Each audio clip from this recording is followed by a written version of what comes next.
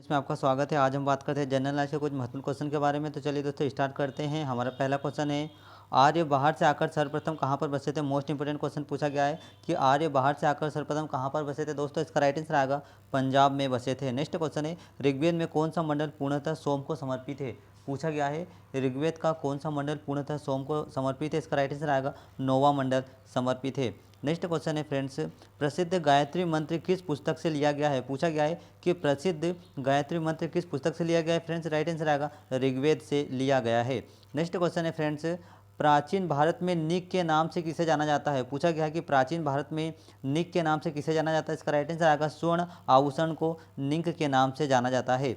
Next question है, योग दर्शन का प्रतिपादन किसने किया था। पूछा गया है कि योग दर्शन का प्रतिपादन किसने किया था। राइट आंसर होगा पतंजलि ने योग दर्शन का प्रतिपादन किया था। नेक्स्ट क्वेश्चन है, उपनिषद किस पर आधार है। पूछा गया है उपनिषद किस पर आधारित है। इसका राइट आंसर आएगा उपनिषद दर्शन शास्त्र पर आधारित है।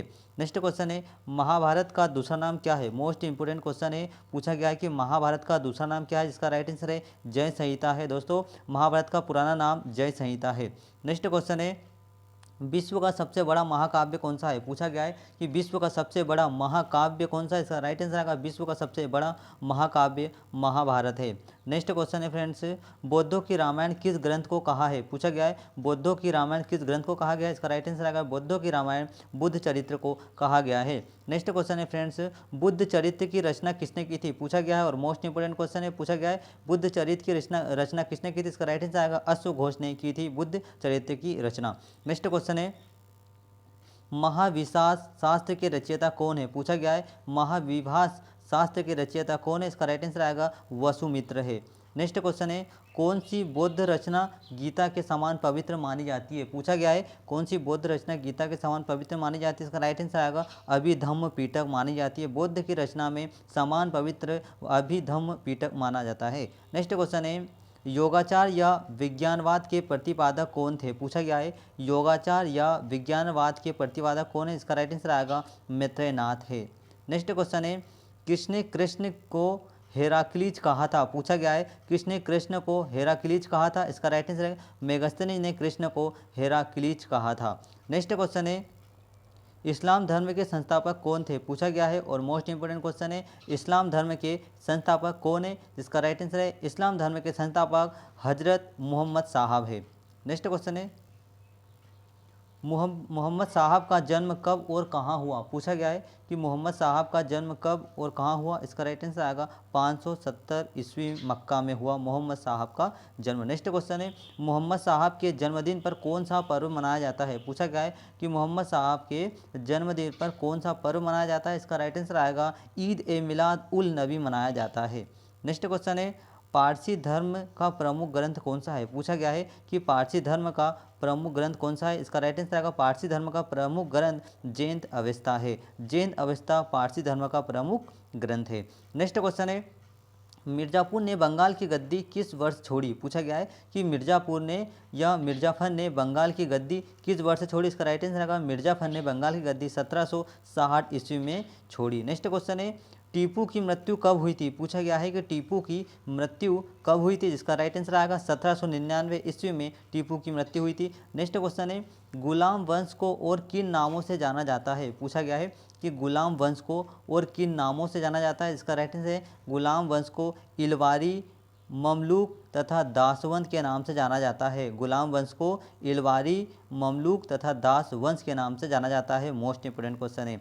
चलिए आगे, दिल्ली का पहला तुर्क शासक किसे माना जाता है। अब पूछा गया है कि दिल्ली का पहला तुर्क शासक किसे माना जाता है। जिसका राइट आंसर आएगा कुतुबुद्दीन ऐबक को दिल्ली का पहला तुर्क शासक माना जाता है। नेक्स्ट क्वेश्चन है, किसकी मृत्यु के बाद कुतुबुद्दीन ने स्वयं को लाहौर के स्वतंत्र शासक घोषित किया था। पूछा गया है किसकी मृत्यु के बाद कुतुबुद्दीन ऐबक ने स्वयं को लाहौर का स्वतंत्र शासक घोषित किया था। इसका राइट आंसर आएगा मोहम्मद गोरी ने।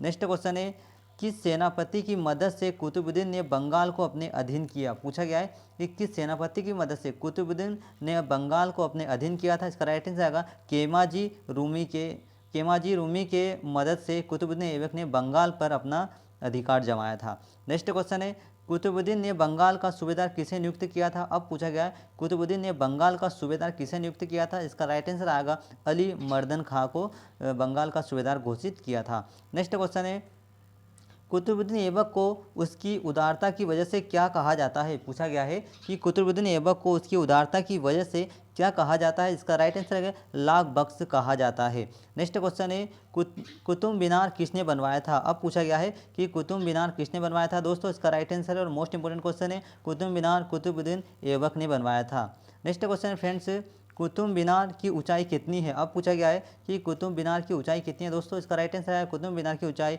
234 फुट है।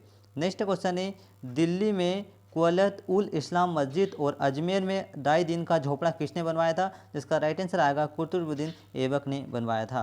नेक्स्ट क्वेश्चन है ऐबक का मकबरा कहाँ स्थित है। पूछा गया है कि ऐबक का मकबरा कहाँ स्थित है। दोस्तों इसका राइट आंसर आएगा ऐबक का मकबरा लाहौर में स्थित है।